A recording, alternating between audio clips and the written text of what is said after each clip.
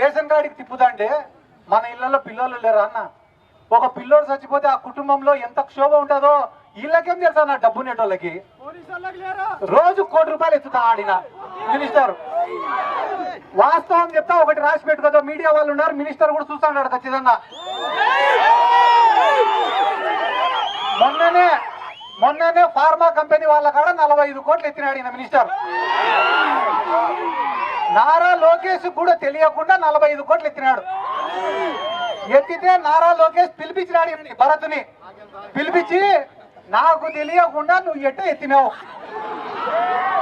45 కోట్లు ఎత్తేటప్పుడు నాకు చెప్పాలా లేదా అన్నాడు. అనింటే దానికి భరత్ ఏం చెప్పినాడు తెలుసా? డాడీకి చెప్పినా నేను అన్నాడు. దానికి లోకేష్ ఏమన్నాడు తెలుసా? చెప్పాల్సింది మీ డాడీకి కాదురా, మా డాడీకి.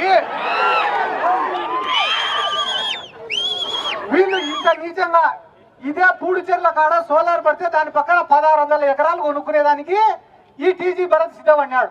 మొన్న వాయినా వాళ్ళ పిఏ ఇద్దరు కలిసి పోతారంట కారులో. పోతా అంటే ఈ టీజీ భరత్ చెప్పాడంట వాళ్ళ పిఏకి, ఒరే ఈ ల్యాండ్ భలే ఉందిరా, బుజ్జగించో బెదిరించో డబ్బులు ఇచ్చో ఈ ల్యాండ్ తీసేసుకోవాల్సిందే మనము అంటే, సార్ చాలా కష్టం సార్ అని అంట.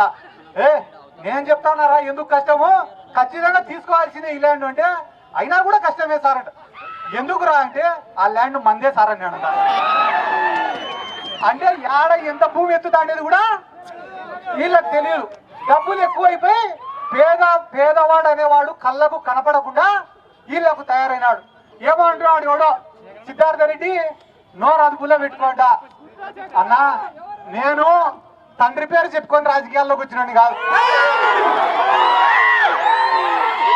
తండ్రి సంపాదించి అక్రమాస్తులను అడ్డం పెట్టుకొని రాజకీయాల్లోకి వచ్చినోడిని కాదు, ఎలక్షన్ల ముందర 20 కోట్ల 30 కోట్ల సంచులు ఎత్తుకొని రాజకీయాల్లోకి వచ్చినోడిని కాదు. గెలిచినా ఓడిపోయినా, పడినా లేచినా, బతికినా చచ్చినా ఒకటే నాయకుడు.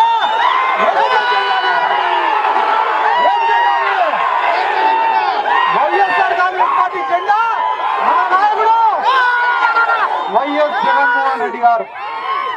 మా హఫీజ్ అన్న చెప్పినాడు.